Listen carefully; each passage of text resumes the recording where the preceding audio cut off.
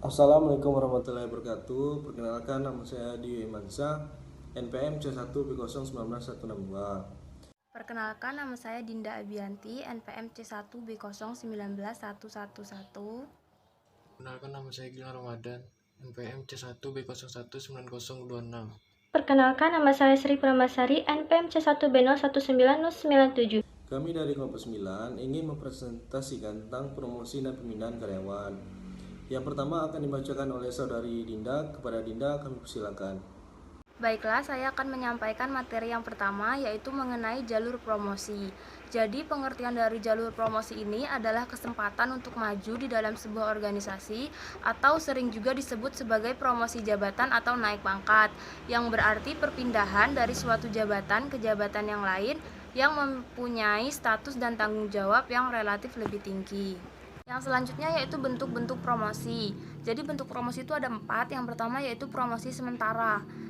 Bentuk promosi ini biasanya digunakan apabila perusahaan itu harus mengisi suatu jabatan yang sedang kosong untuk sementara waktu karena pejabat yang bersangkutan itu misalnya sedang sakit, sedang cuti, atau mungkin dengan alasan-alasan yang lain.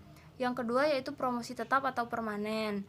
Jadi promosi ini biasanya berlangsung dalam jangka waktu yang relatif cukup lama hingga tiba waktunya karyawan yang bersangkutan itu kembali dipindahkan untuk jabatan yang lain. Selanjutnya yaitu yang ketiga ada promosi kecil, yaitu promosi yang dilaksanakan untuk meningkatkan kecakapan kerja. Jadi di dalam promosi ini tanggung jawab, wewenang dan gaji karyawan itu tidak mengalami perubahan. Yang terakhir yaitu promosi kering, dilakukan dengan disertai peningkatan dalam wewenang, hak dan tanggung jawab, tetapi penghasilan atau gaji karyawan itu tidak berubah. Yang selanjutnya yaitu dasar promosi. Jadi perusahaan itu hendaknya memberikan informasi yang jelas mengenai apa saja yang menjadi dasar atau landasan dalam perusahaan tersebut untuk mempromosikan seorang karyawan. Hal ini penting agar karyawan itu mengetahui dengan jelas dan dia dapat memperjuangkan nasib dan karirnya sendiri. Adapun dasar-dasar yang sering dipakai untuk menentukan promosi jabatan adalah yang pertama yaitu kecakapan kerja atau sistem merit. Jadi di sistem ini yang menjadi dasar yaitu kecakapan kerja dari karyawan yang bersangkutan.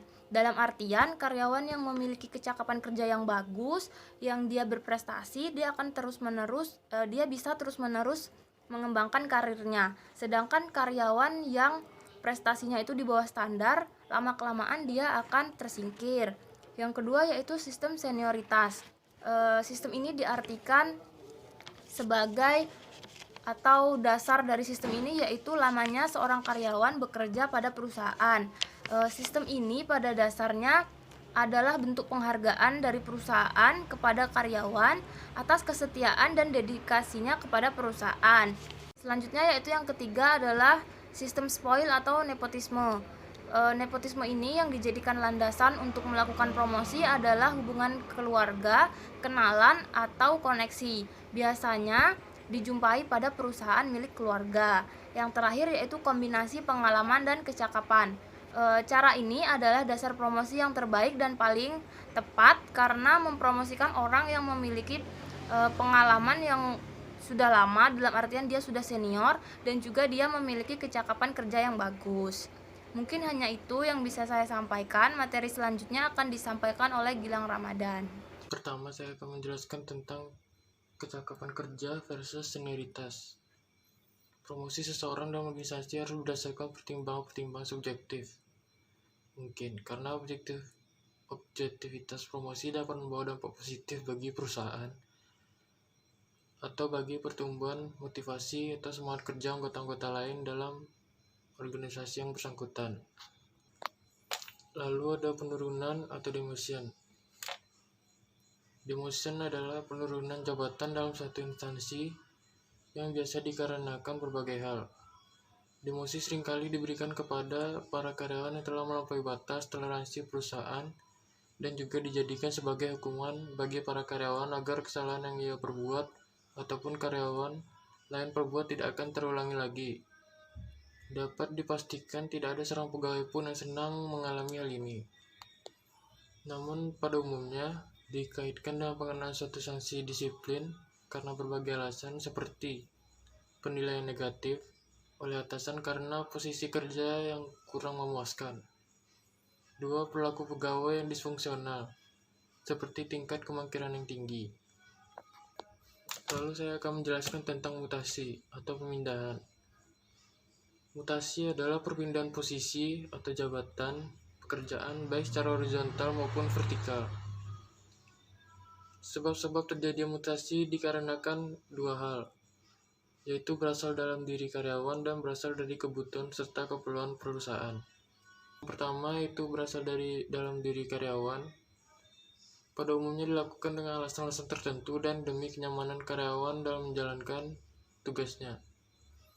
Yang menjadi alasan para karyawan untuk mengajukan mutasi ini biasanya dengan alasan ketidakcocokan karyawan atas jabatannya, kesehatannya, keluarganya, kerjasamanya, atau alasan lainnya. Lalu yang kedua berasal dari kebutuhan perusahaan, yaitu kebijakan serta kebutuhan perusahaan dalam melengkapi organisasi. Tiap unit perusahaannya harus terpenuhi. Selain itu, organisasi perusahaan pun juga dapat didukung melalui mutasi jabatan ini.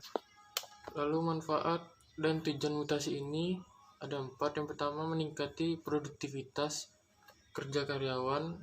Yang kedua, menciptakan keseimbangan antara kerja dengan komposisi pekerjaan atau jabatan. Yang ketiga, memperluas atau menambah pengetahuan karyawan. Lalu yang keempat, untuk menghilangkan rasa bosan atau jenuh karyawan terhadap pekerjaannya. Saya akan menjelaskan materi mengenai PHK. Pemutusan hubungan kerja atau PHK adalah berakhirnya hubungan kerjasama antara karyawan dan perusahaan, baik karena ketentuan yang telah disepakati sebelumnya atau mungkin berakhir di tengah karir. Selanjutnya, kita akan membahas tentang sebab-sebab PHK. Yang pertama yaitu selesainya PKWT atau perjanjian kerja waktu tertentu. Yang kedua, pekerja melakukan kesalahan yang berat. Yang ketiga, pekerja melanggar perjanjian kerja bersama, atau peraturan perusahaan. Yang keempat, pekerja mengajukan atau PHK karena pelanggaran pengusaha. Selanjutnya, pekerja menerima PHK meski bukan karena kesalahannya. Yang keenam, PHK massal, perusahaan mengalami kerugian, force majeure, atau efisiensi. Yang ketujuh, pekerja sakit berkepanjangan. Yang kedelapan, pekerja mengalami masa pensiun. Dan yang terakhir, pekerja meninggal dunia. Yang selanjutnya kita bahas adalah jenis-jenis PHK. Yang pertama yaitu PHK sementara. Terdiri dari sementara tidak bekerja dan pemberhentian sementara. Apa perbedaan keduanya? Jika sementara tidak bekerja, itu berarti karyawan berhenti bekerja, namun masih terikat oleh perusahaan, atau biasa disebut dengan cuti. Lalu yang kedua itu pemberhentian sementara, yaitu karyawan berhenti sementara karena alasan internal perusahaan. Selanjutnya adalah pemberhentian kerja permanen. Yang pertama, atrisi. Apa itu atrisi? Yaitu pemberhentian tetap karyawan pada suatu perusahaan dikarenakan oleh pengunduran diri, pensiun, ataupun meninggal dunia. Selanjutnya yaitu terminasi, yaitu perpisahan karyawan karena alasan tertentu seperti kinerja yang buruk, kedisiplinan, seperti kasus pelanggaran berat yang tidak diterima oleh perusahaan, dan lain-lain. Dan yang terakhir adalah kematian. Terima kasih, itu saja presentasi dari saya. Selanjutnya yang akan dipresentasikan oleh Dio. Baiklah, selanjutnya tentang prosedur PHK. Menurut Undang-Undang Nomor 13 Tahun 2003, TNI dan cara memutuskan hubungan kerja yaitu dengan merundingkan terlebih dahulu antara kedua pihak. Jika memang hasil akhir PHK tetap dilaksanakan, maka diajukan permohonan secara tertulis kepada Lembaga Penyelesaian Perselisihan Hubungan Industrial atau biasa disebut dengan Pengadilan Hubungan Industrial, disertai dengan alasan kenapa PHK dilakukan.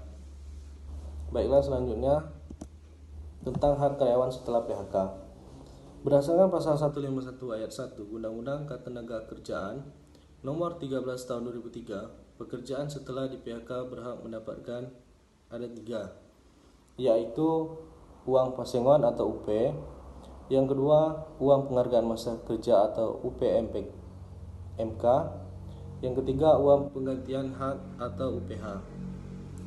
Jadi sekian presentasi dari kelompok kami, lebih dan kurang kami mohon maaf, pada Allah kami mohon ampun. Bila taufik wal hidayah, wassalamualaikum warahmatullahi wabarakatuh.